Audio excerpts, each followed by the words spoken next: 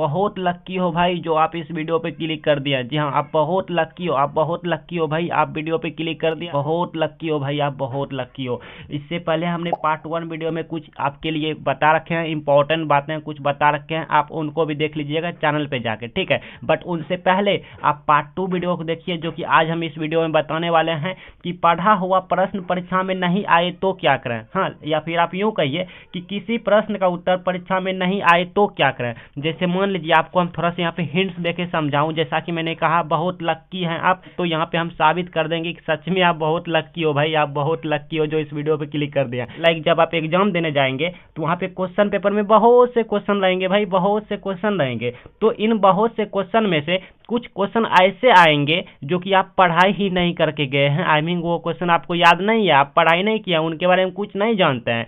तो क्या करें भाई, तो उसे हम क्या करें, उसे छोड़ दें, उसे छोड़ दें। आई मीन हम फिर से रिपीट करेंगे कि परीक्षा में अगर किसी क्वेश्चन का आंसर ना आए, किसी प्रश्न का उत्तर नहीं आए तो क्या करें, उसे छोड़ दें या फिर गलत लिखें या फिर किसी और आंसर लिख दें, मतलब किसी दूसरे प्रश्न का आंसर लिख दें, या फिर हम क्या करें सर, आप यही कहेंगे। तो इसके अलावा भी यहाँ पे मोस्ट इंपॉर्टेंट सब बातें हम यहाँ पे बताएंगे जो आपको कहीं नहीं मिलेंगे, यहीं पे मिलेंगे। जैसा मैंने कहा कि आप बहुत लक्की हैं भाई, बहुत लक्की है। जी हाँ, यहाँ पे बता दूं कि प्रश्न पेपर में बहुत से क्वेश्चन रहते हैं, इन क्वेश्चन में से अगर किन्हीं प्रश्न का उत्तर नहीं आए तो क्या करें, तो यहाँ पे बताएंगे। तो चलिए वीडियो स्टार्ट करते हैं, ध्यान से सुनना भाई। अगर आपके आसपास में कोई है तो आप हेडफोन लगा लो या तो वहां से निकल जाओ। जी हाँ भाई, आप वहां से निकल जाओ, ये वीडियो ही ऐसा होने वाले हैं। देखिए ध्यान से समझने की कोशिश कीजिए, ठीक है, मेरी बातों को सुनने की कोशिश कीजिए, ध्यान से समझने की कोशिश करेंगे। जैसा मैंने कहा हेडफोन लगा लो या तो वहां से निकल जाओ, मतलब अकेले में जाना है। देखिए मान लीजिए यहाँ पे ऑब्जेक्टिव है, लाइक प्रश्न पेपर में ऑब्जेक्टिव सब्जेक्टिव दोनों पूछे जाता है। सब्जेक्टिव बोले तो लॉन्ग क्वेश्चन, ठीक है। अब मान लीजिए आपने घर में पढ़ाई किया, घर में क्या किया, पढ़ाई किया, लाइक आपने घर में पढ़ाई किया कि शरीर में कौन सी कमी से भाई जीएफ छोड़ के भाग जाती हैं, समझ रहे हैं ना। हाँ, इंसुलिन की कमी से कौन सा रोग होता है भाई, शुक्राणु कहाँ बनता है, एड्स का लक्षण। लाइक आपने इतने सारे पढ़ाई किया और भी कई सारे क्वेश्चंस आपने तैयारी किया, पढ़ाई किया, बट आपके साथ एग्जाम में क्या हुआ भाई, ये सब क्वेश्चन नहीं आया। एग्जाम में ये सब ना आने की बजाय एग्जाम में पूछ दिया आयोडीन की कमी से कौन सा रोग होता है बताओ, और आप नहीं जानते हैं क्योंकि आपने जो जो क्वेश्चन तैयारी करके गया, अपने परीक्षा के लिए जो जो क्वेश्चन पढ़ा था, याद किया था, तैयारी करके गया था, वो क्वेश्चन नहीं आया और आ गया हमारा आयोडीन की कमी से कौन सा रोग होता है। सपोज दैट मान लो आप ये क्वेश्चन का आंसर नहीं जानते हैं ऑब्जेक्टिव में, तो इस सिचुएशन में क्या करें, तो ऐसे में ये क्वेश्चन छूट जाएंगे ना, तो नहीं छूटेंगे भाई, नहीं छूटेंगे। इसके लिए हमने ट्रिक ला दिया है, ट्रिक नहीं, ट्रिक के ससुर जी, जी हाँ, ट्रिक नहीं, ट्रिक के ससुर जी ला दिया है, मतलब ट्रिक के ससुर जी को बुला दिए। ट्रिक के ससुर जी बोले तो ट्रिक के पापा जी, ट्रिक के ससुर जी बोले तो ट्रिक के पापा जी, हाँ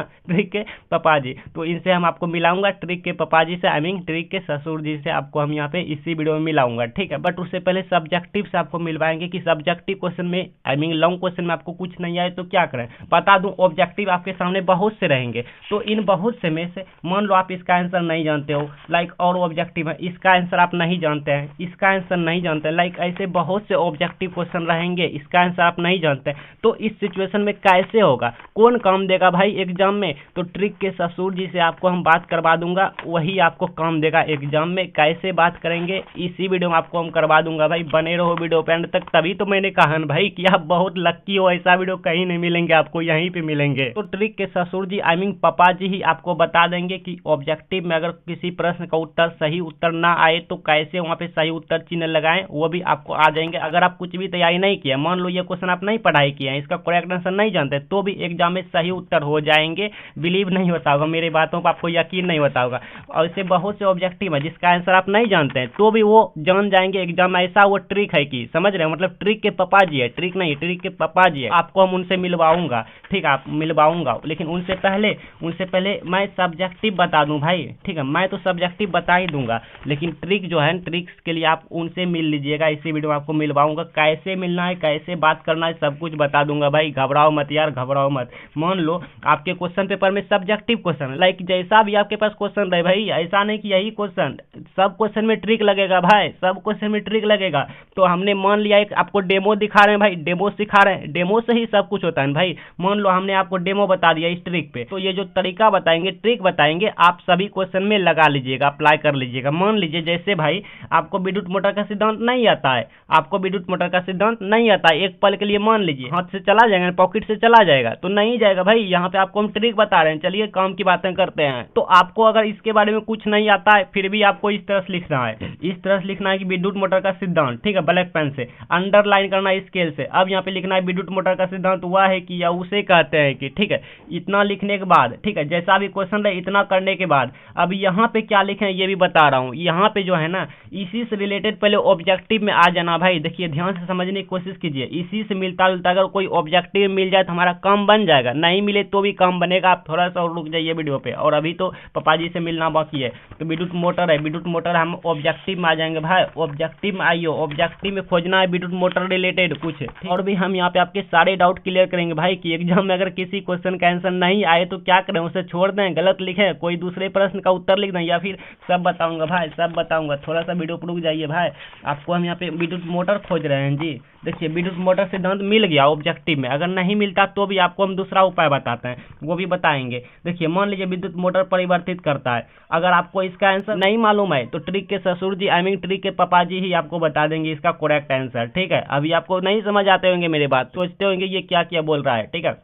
तो फिलहाल हमने उनसे बात किया, उनसे पूछ लिया, तो मालूम चला कि इसका करेक्ट आंसर ये वाला होगा, ठीक है। तो आप जब करेंगे बात उनसे, आप बातचीत करेंगे, उनसे मिलेंगे, तो आप भी करेक्ट आंसर कर लेंगे पता। अगर आपको कुछ भी नहीं मालूम है तो भी, मुझे भी नहीं मालूम था, मैंने पता लगा लिया उनसे पूछ के, ठीक है। तो यहाँ देखिए विद्युत ऊर्जा को यांत्रिक ऊर्जा में परिवर्तित करता है, इसे ही विद्युत मोटर का सिद्धांत कहते हैं। अब हम यहाँ पे जो लिखे थे बोर्ड कॉपी में, एग्जाम कॉपी में, यहाँ पे लिख देंगे जो के बाद इसी को लिख देंगे कि विद्युत ऊर्जा को यांत्रिक ऊर्जा में परिवर्तित करता है, ठीक है। लिखने के बाद तो इसे ही विद्युत मोटर का सिद्धांत कहते हैं, ठीक है। इस तरह से लिखना है, कुछ इस तरह से लिखना है। मेरा कहने का मतलब ये हुआ कि यहाँ पे जो भी प्रश्न रहे उसी से अगर मिलता जुलता कुछ संबंधित रिलेटेड अगर ऑब्जेक्टिव में प्रश्न मिल जाए तो उसको उठा के यहाँ पे बीच में लिख देना है। सपोज दैट मान लीजिए दूसरा क्वेश्चन लिया हमने डीएनए बहुरूपता से, आप क्या समझते हैं, आपको नहीं मालूम है तो सब्जेक्टिव क्वेश्चन है, ठीक है, 2 नंबर हाथ से चला जाएगा तो नहीं जाएगा। देखिए आपको हम यहाँ पे डेमो और सिखा रहे हैं, अच्छे से सिखा रहे हैं।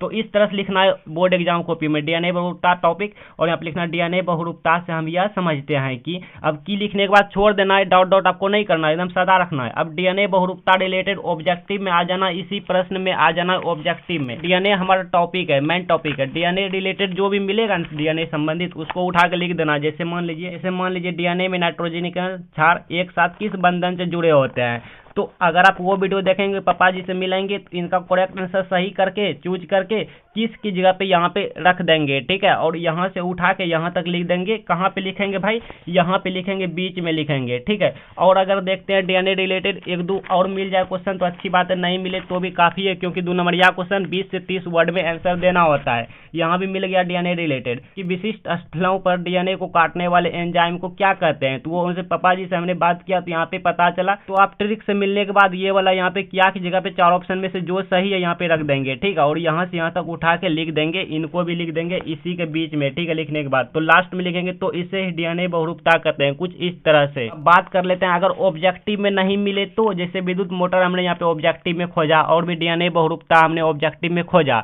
ऑब्जेक्टिव में अगर नहीं मिलता तो, या किसी विद्यार्थी के एग्जाम में क्वेश्चन पेपर में ओनली लॉन्ग क्वेश्चन रहते हैं, ऑब्जेक्टिव नहीं पूछे जाते हैं, तो इस सिचुएशन में क्या करें, तो इस सिचुएशन में आपको क्या करना है, विद्युत मोटर रिलेटेड ही कुछ आपको याद रखना है कीवर्ड और लिख देना है बीच में, ठीक है। बीच में ही यहाँ पे शुरू में क्वेश्चन को ही बना के लिखेंगे, बीच में लिख देना है कुछ रिलेटेड पॉइंट, कुछ कीवर्ड, ठीक है। जैसे यहाँ पे विद्युत मोटर का सिद्धांत है तो विद्युत मोटर रिलेटेड सिद्धांत रिलेटेड कुछ भी अगर आपको याद है, जैसे डायनोमो रिलेटेड या इलेक्ट्रिक सामान रिलेटेड कुछ भी आपको याद है तो यहाँ पे लिख देंगे, या फिर विद्युत जयंत्र का सिद्धांत जो भी आपको याद है यहाँ पे बीच में लिख देंगे और लास्ट में लिखेंगे तो इसे ही विद्युत मोटर का सिद्धांत कहते हैं। तो subjective I mean long question के लिए हमने पता कर लिया कि ट्रिक कैसे लगाना है। ट्रिक यही है कि जो भी क्वेश्चन रहे है उससे मिलता जुलता ऑब्जेक्टिव में ढूंढना है, उससे संबंधित ऑब्जेक्टिव में खोजना है। अगर मिल गया तो उसी को उठा के लिख देंगे, ठीक है, उसी कीवर्ड को। अगर नहीं मिले तो उसी से रिलेटेड कुछ कुछ याद करके लिख देंगे, या फिर जो क्वेश्चन है वो क्वेश्चन किस चैप्टर से लिए गए हैं उसी से आपको जो भी क्वेश्चन याद है उसे लिख देंगे।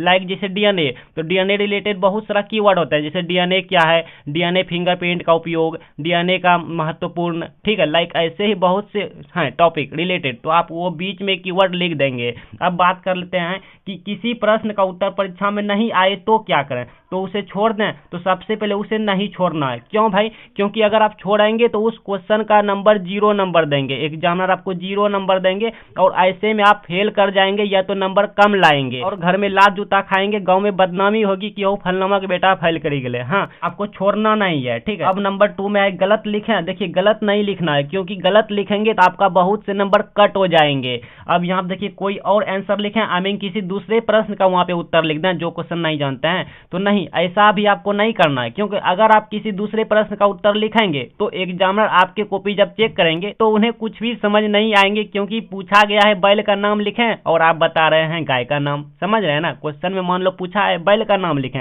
और आप उत्तर में लिखे हैं गाय का नाम लिखे हैं, तो ऐसे में एग्जामिनर पता है अपना बाल नोचने लगेगा, माथा खकोरने लगेगा, वो सोचने पे मतलब आ जाएंगे, ठीक है, बच्चे ने ये कर क्या रहा है, हाँ बच्चे ने कर क्या रहा है, तो ऐसे में आपको नंबर नहीं देंगे। तो इससे अच्छा है भाई उसी क्वेश्चन से मिलता जुलता लिख दिया जाए, या फिर वो क्वेश्चन जिस चैप्टर से पूछा गया है उसी चैप्टर से अगर आपको कोई प्रश्न याद है तो आप लिख देंगे उसको। जैसे यहाँ पे देखिए पूछा गया है डीएनए बहुरूपता क्या है, तो पहले लिखेंगे डीएनए बहुरूपता से हम यह समझते हैं कि अब डीएनए हमारा मेन टॉपिक है, मेन पॉइंट है, तो डीएनए रिलेटेड ऑब्जेक्टिव में जाएंगे, खोजने मिल गया कीवर्ड तो उसको उठा के यहाँ पे लिख देंगे, नहीं मिले तो इसी से रिलेटेड आपको कुछ याद करना, इसी चैप्टर से कुछ याद करना है। जैसे मान लो डीएनए बहुरूपता रिलेटेड डीएनए क्या है, डीएनए का महत्वपूर्ण, डीएनए फिंगरप्रिंट का उपयोग, डीएनए फिंगरप्रिंट कैसे क्या क्या होता है, कैसे कार्य करता है, ये सब आपको यहाँ पे कुछ याद है तो लिख देंगे, ठीक है। और याद रहेंगे ही, सभी को याद रहते हैं, कुछ ना कुछ तो मिलता जुलता याद रहेंगे ही। या फिर डीएनए वाले क्वेश्चन जिस चैप्टर में है उसी चैप्टर से आपको अगर कोई भी क्वेश्चन याद है तो आप उन्हें यहाँ पे लिख देंगे। किसी दूसरे प्रश्न का उत्तर यहाँ पे नहीं लिखेंगे, इसी से मिलता जुलता लिखेंगे। तो अब आपको मिलवाते हैं भाई ट्रिक के ससुर जी, आई मीन पापा जी से, यानी ऑब्जेक्टिव में अगर कुछ ना आए तो कैसे सही ऑप्शन पता करेंगे। तो इसके लिए आपको यहाँ पे एंड स्क्रीन पे इस साइड वीडियो आ रहे हैं और इसी का पार्ट 1 वीडियो इस साइड आ रहे हैं, तो आप दोनों को बारी बारी से जाके देख लीजिए चैनल, या फिर ये ऑब्जेक्टिव वाला ट्रिक के लिए आप यहाँ पे क्लिक